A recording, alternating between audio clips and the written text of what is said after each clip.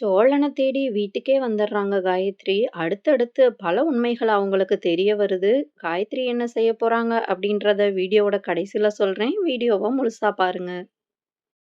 Birthday பார்ட்டியில Cholan எதிர்பார்க்காத மாதிரி பல விஷயங்கள் நடந்ததுனால, அதை எதையுமே சமாளிக்க முடியாம அவரு பாதியிலேயே வீட்டுக்கு ஓடி வர, வீட்டுல வந்து ஒரே குழப்பமா இருக்காரு. அவரு இவ்ளோ குழப்பமா இருந்து யாருமே பார்த்ததில்ல அப்படிங்கிறதுனால, "என்னாச்சு? எதுவும் பிரச்சனையா?" அப்படின்னு கேட்க, "அதெல்லாம் ஒரு பிரச்சனையுமே இல்லையே! எல்லாமே சந்தோஷமா தான் முடிஞ்சுச்சு." அப்படின்னு அவரு சொன்னாலும், "என்னமோ நடந்திருக்கு. அன்னை மறைக்குது." அப்படின்னு பல்லவனும், பாண்டியும் கண்டுபிடிச்சுட்டாங்க.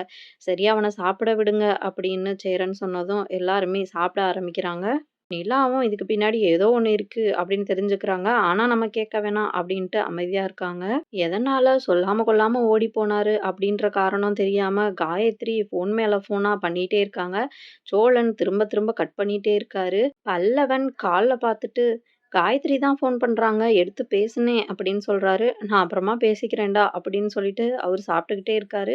ஏதோ பிரச்சனை நடந்திருக்கு அப்படின்னு அவர் திரும்ப சொல்ல, டேய் பேசாம இருடா அவங்க சாப்பிட்டோம் அப்படின்னு சொல்றாரு.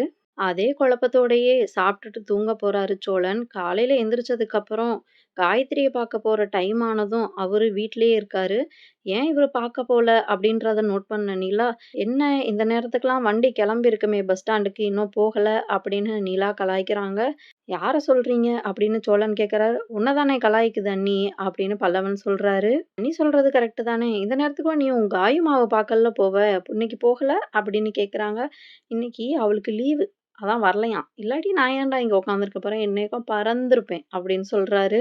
கரெக்ட்டா அந்த நேரத்துல காயத்ரி ஃபோன் பண்றாங்க. பல்லவன் பார்த்துட்டு, "இந்தா பண்ணிட்டாங்கல்ல, பேசுங்க, பேசுங்கன்னு" சொல்ல, ஃபோன எடுக்காம இருந்தா இவங்க சந்தேகப்படுவாங்களே அப்படிங்கிறதுக்காக, ஃபோன எடுத்துக்கிட்டு பேசுறதுக்காக வெளியில வராரு.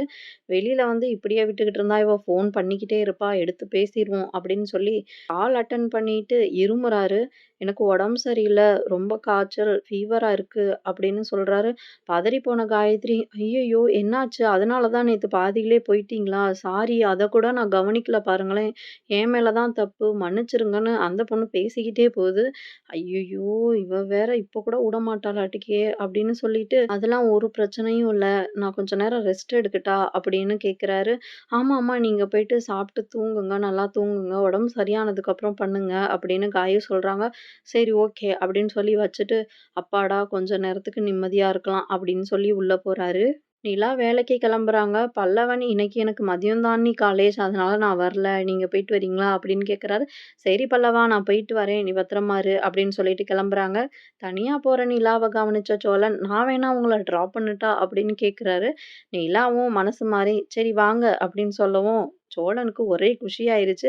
செம்ம ஜாலியா வண்டி எடுத்துக்கிட்டு அவங்கள கூட்டிட்டு கிளம்புறாரு. எதிர்பார்க்காத விதமா அவங்க 2 பேரையும் காயத்ரி பாத்துர்றாங்க.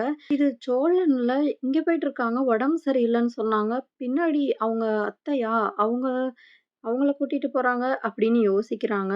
ஆல்ரெடி நிலா மேல காயத்ரிக்கு நெறைய சந்தேகம் இருக்கதுனால, இப்ப சந்தேகம் அதிகமாயிடுச்சு அவங்களுக்கு. அவங்க 2 பேரையும் ஆட்டோல ஃபாலோ பண்ணி போறாங்க காயத்ரி. அவங்களோட ஆக்டிவிட்டீஸ் எதுவுமே நார்மலா இல்லையே! இவங்க 2 பேருக்குள்ள என்ன மாதிரியான ரிலேஷன்ஷிப் இருக்கு? நம்ம சோழன்ட்ட கேட்டுட்டப்போ அவங்களும் எதுவுமே சொல்லலையே! இத சீக்கிரமா கண்டுபிடிக்கணும் அப்படின்னு காயத்ரி நெனைக்கிறாங்க. காலேஜுக்கு லேட் ஆயிருச்சு அப்படிங்கிறதுனால, அப்புறமா பார்த்துக்கலான்னு அப்படியே ஆட்டோல காலேஜுக்கு கிளம்பிர்றாங்க. சோழன் நிலாவ விட்டுட்டு அவங்க வீட்டுக்கு போயிர்றாரு. காலேஜ் முடிஞ்சதுக்கப்புறம் காயத்ரி திரும்ப சோழனுக்கு ஃபோன் பண்றாங்க. சோழன் என்ன பதில் சொல்வாரு அப்படின்னு எதிர்பார்த்து திரும்ப திரும்ப பண்ணிட்டே இருக்காங்க. ஆனா சோழன் எடுக்கவே இல்ல. குழப்பத்தோட உச்சிக்கே போன காயத்ரி, "இது சரியா வராது. நேரா போய் பாத்துற வேண்டியதான்" அப்படின்னு சோழன் வீட்டுக்கே கிளம்பி வராங்க. வீட்டு வாசல்ல நின்னு அவங்க எட்டி எட்டி பார்க்குறாங்க. "யார் இது வெளியில நின்னு எட்டி எட்டி பார்க்குறது?" அப்படின்னு பார்த்துட்டு சேரன் வெளியில வந்து பார்த்தா, சேரனுக்கு பயங்கர ஷாக் ஆகுது. "இந்த பொண்ணு ஏன் இங்க வந்து நிக்குது?" அப்படின்ட்டு, "வாப்பா நீ சோழனோட ஃப்ரெண்டு தானே? அன்னைக்கு பார்த்தேன் நான் பஸ் ஸ்டாண்டுல. என்னப்பா சோழன தேடி வந்தியா?" அப்படின்னு கேட்குறாரு. "ஆ ஆமா. சோழன் எங்க?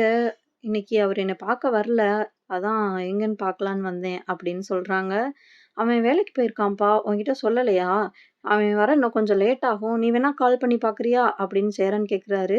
"இல்ல நான் அவரு வந்ததுக்கப்புறம் போறேன்" அப்படின்னு சொல்லி அந்த பொண்ணு சொல்ல, "ஐயய்யோ! இது என்னடா புது வம்பா போச்சு" அப்படின்னு சேரன், "சரி வாப்பா உள்ள வந்து உட்காரு" அப்படின்னு சொல்லி உட்கார வைக்கிறாரு. "இருப்பா டீ போட்டு கொண்டு வரேன்" அப்படின்னு சொல்லி கிச்சனுக்குள்ள போயிட்டு சோழனுக்கு ஃபோன் பண்ணி, "ஏய் என்னடா பண்ணி வச்ச? அந்த பொண்ணு இங்க வீட்ல வந்து உட்காந்துருக்கு" அப்படின்னு சொல்ல, "எந்த பொண்ணுண்ணே?" அப்படின்னு எதுவுமே தெரியாத மாதிரி சோழன் கேட்குறாரு. "ஏய் அன்னைக்கு பஸ் ஸ்டாண்ட்ல பார்த்தோம்ல, அந்த பொண்ணு வீட்டுக்கு உன்ன தேடி வந்திருக்கு. நீ என்ன சொன்ன?" அப்படின்னு அவரு கேட்குறாரு. "ஐயய்யோ! அவ எதுக்கு வந்தா? போச்சு எல்லாம் போச்சு. அண்ணே இரு நான் வந்துர்றேன். நீ எதுவுமே பேசாத சரியா?" அப்படின்னு சொல்லிட்டு சோழன் வேக வேகமா கிளம்பி வீட்டுக்கு வராரு. அந்த பொண்ணு ரொம்ப நேரமா அசையாம ஒரு இடத்துல நின்னுட்டே இருக்கு. "எதுக்கு இந்த பொண்ணு இங்க நிக்குது?" அப்படின்னு சொல்லி, "இந்தா பாட்டி" அப்படின்னு கேட்க, அந்த பொண்ணு பயங்கரமா அழுதுட்டு இருக்கு. என்னாச்சுன்னு பார்க்குறப்போ, நிலாவுக்கும் சோழனுக்கும் நடந்த கல்யாண ஃபோட்டோ அந்த இடத்துல மாட்டியிருக்கு. அத பார்த்து என்னான்னே புரியாம அவங்க பயங்கரமா அழுதுட்டு இருக்காங்க. அப்ப நம்ம ஏமாந்துட்டோமா? என்னான்னே புரியலையேன்னு பயங்கர குழப்பத்துல நிக்கிறாங்க. "ஏன்பா அழுவுற? நீங்க வா உட்காரு ஃபர்ஸ்ட்டு" அப்படின்னு சொல்லி உட்கார வைக்கிறாரு. அந்த நேரம் கரெக்ட்டா சோழன் வராரு. சோழன் காயத்ரி அழுவுறதையும், அவங்க நேரா அந்த ஃபோட்டோவ பார்த்துட்டு இருக்கதையும் நோட் பண்றாரு. என்ன பண்றதுன்னு தெரியாம அவரு மண்டை காஞ்சு போயிருச்சு.